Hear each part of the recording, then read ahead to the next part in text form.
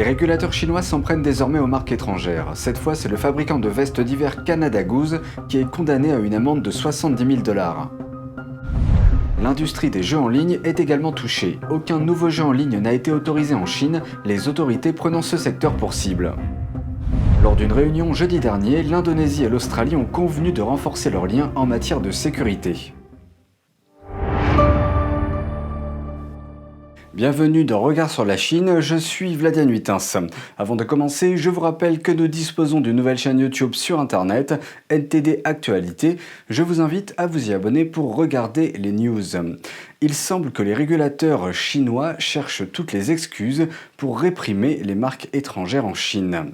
La branche chinoise du fabricant de vestes d'hiver Canada Goose a été condamnée à une amende de 70 000 $. Le régulateur du marché de Shanghai a allégué qu'elle utilisait des plumes de canard au lieu de plumes d'oie dans ses vestes et a accusé la marque de publicité mensongère.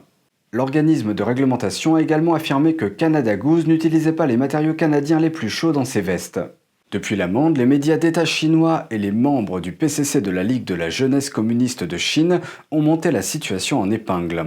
La Ligue de la jeunesse communiste a accusé la marque de vêtements de répandre un panier de mensonges et une vague de fausseté. Le média d'État The China Economic Daily a félicité l'autorité de régulation du marché pour avoir, je cite, « attrapé l'oie menteuse du Canada depuis l'autre côté du Pacifique ».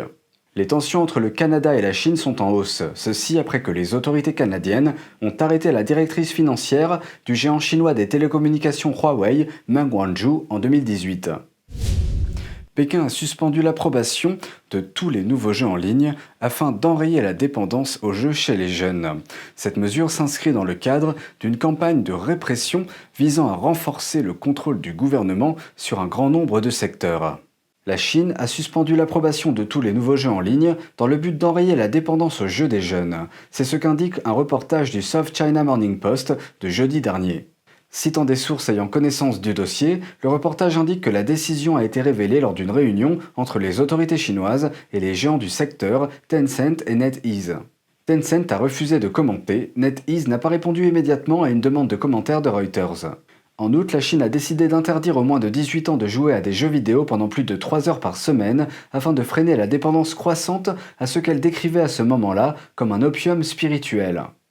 Les valeurs des jeux et des médias chinois, y compris chez Tencent et NetEase, ont chuté jeudi. Les autorités ont convoqué toutes les entreprises de jeux pour s'assurer qu'elles appliquaient les nouvelles règles du secteur. À la suite de cette nouvelle, les actions de Tencent ont chuté de plus de 8%, tandis que NetEase a perdu jusqu'à 13%.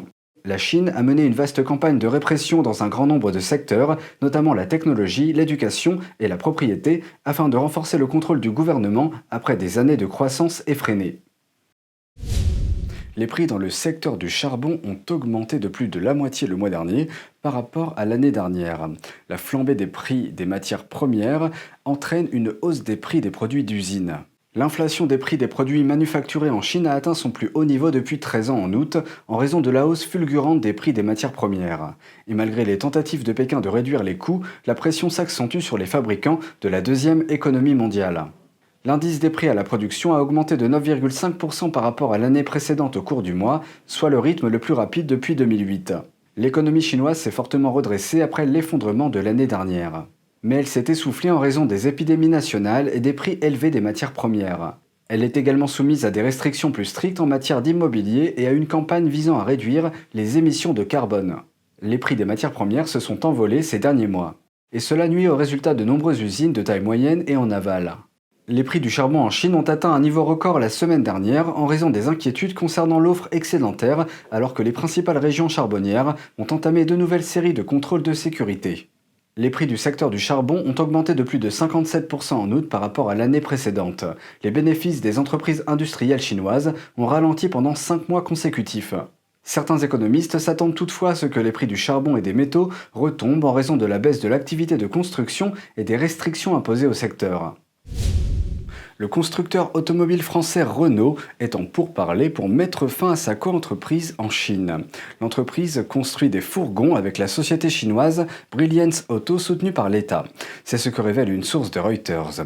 Dès 2017, les deux entreprises ont mis en place des opérations de fabrication dans la ville de Shenyang, dans le nord de la Chine, en mettant l'accent sur les fourgonnettes commerciales électriques. Le marché chinois s'est révélé difficile et la pandémie l'a rendu encore plus difficile. Renault a arrêté sa principale activité de véhicules particuliers en Chine l'année dernière, mais a rapidement lancé un nouveau projet.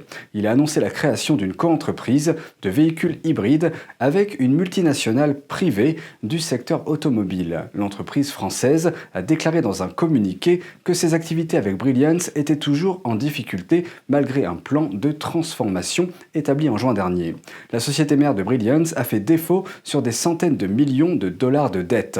Et les régulateurs chinois ont lancé une enquête sur d'éventuelles violations des lois sur la divulgation d'informations par la société. Lors d'une réunion jeudi dernier, l'Indonésie et l'Australie ont convenu de renforcer leurs liens en matière de sécurité. Cette décision intervient après que la Chine a imposé une nouvelle loi en mer de Chine méridionale qui oblige les navires étrangers à informer la Chine avant d'entrer dans la zone. La ministre des Affaires étrangères et le ministre de la Défense australien ont rencontré leurs homologues dans la capitale indonésienne. En ce qui concerne la mer de Chine méridionale, la ministre australienne des Affaires étrangères, Marise Payne, a déclaré que les deux nations se félicitent d'une région qui soutient un terrain de jeu équitable, basé sur des règles et des normes pour assurer une concurrence saine, plutôt qu'une concurrence qui risque de glisser vers l'instabilité ou le conflit. Selon le ministre indonésien des Affaires étrangères, les deux parties ont signé des accords sur la lutte contre le terrorisme, la défense et la cybersécurité. Elles ont également discuté de la possibilité d'organiser des exercices d'entraînement militaire conjoints en Australie, ainsi que de la présence de cadets indonésiens dans les académies australiennes. Il s'agirait d'une première historique pour les deux nations. Un autre pas vers la coopération militaire a eu lieu en début de semaine dernière. Un ancien amiral philippin a appelé à un exercice militaire conjoint avec Taïwan et le Japon. Ce message intervient alors que le régime communiste continue d'intensifier ses agressions dans la région, en envoyant toujours plus d'avions traverser la zone de défense aérienne de Taïwan. Taïwan n'a jamais participé à des exercices militaires dans cette région. Cela s'explique par le fait que la plupart des pays ne reconnaissent pas l'île autonome comme une nation à part entière. Ils n'ont jamais invité Taïwan à se joindre à eux, de peur d'irriter la Chine. Un groupe de défense des droits de l'homme a déposé une plainte auprès des procureurs allemands la semaine dernière, alléguant que plusieurs détaillants de mode pourraient avoir profité du travail forcé dans l'industrie du coton en Chine. Le Centre européen pour les droits constitutionnels et les droits de l'homme accuse la marque allemande Hugo Boss et d'autres d'avoir encouragé et profité directement ou indirectement du travail forcé dans la région du Xinjiang. La plainte vise à convaincre le procureur général fédéral d'ouvrir une enquête qui, selon ses auteurs, pourrait obliger la direction des détaillants à rendre des comptes et sensibiliser les clients aux violations commises dans les chaînes d'approvisionnement.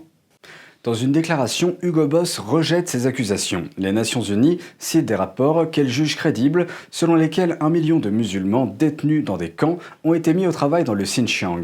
La Chine détient environ 20% du marché mondial du coton et 85% de son coton provient du Xinjiang. Le plus grand gestionnaire d'actifs au monde, BlackRock, s'en prend à l'un des investisseurs les plus célèbres et les plus controversés au monde, George Soros, après que ce dernier a critiqué ses activités en Chine. Soros l'avait accusé de mettre en péril les intérêts de sécurité de l'Amérique. BlackRock répond aux critiques de George Soros concernant son initiative d'investissement massif en Chine. Soros avait écrit dans le Wall Street Journal que verser des milliards de dollars en Chine aujourd'hui est une erreur tragique. Soros dit que BlackRock met en péril les intérêts de la sécurité nationale des États-Unis parce qu'il aide à renforcer le régime du président Xi, qui est répressif dans le pays et agressif à l'étranger. BlackRock a répondu « Les États-Unis et la Chine entretiennent des relations économiques importantes et complexes » et a ajouté « Par le biais de nos activités d'investissement, les gestionnaires d'actifs et d'autres institutions financières basées aux États-Unis contribuent à l'interconnexion économique des deux plus grandes économies du monde. » It's based on greed and avarice, and I think there's also influence from the Communist Party inside. I think likely the Communist Party has some influence inside BlackRock and trading favors with BlackRock to give them this license to operate a wholly. Emma Mühlmann est analyste chez Ascend Investment Management. Elle explique que la plupart des activités de BlackRock concernent les plans de retraite et que la Chine a une population vieillissante. And, no one should be invested in China. They've hit the education sector, they've hit the gaming, and they're going after now start looking like they're going to start, cracking down on healthcare. So it's just, they're going down the line of public companies. Ceci intervient alors que BlackRock lève environ $1 milliard en Chine, la première entreprise étrangère à le faire. En moins d'une semaine, le BlackRock China New Horizon Mixed Securities Investment Fund a reçu plus de 111 000 ordres d'investisseurs. NTD TV vous propose chaque jour 1 heure de programme en français à la télévision, accessible gratuitement sur Orange 548, Free 799, Bouygues 802 et SFR 921. Première diffusion à 20h et rediffusion le lendemain à 13h. Vous pouvez aussi regarder nos vidéos sur le site ntdtv.fr et la plateforme ntdtv.fr YouMaker. C'est tout pour aujourd'hui, merci d'avoir suivi Regard sur la Chine, on se retrouve demain pour une nouvelle émission, prenez soin de vous et à bientôt.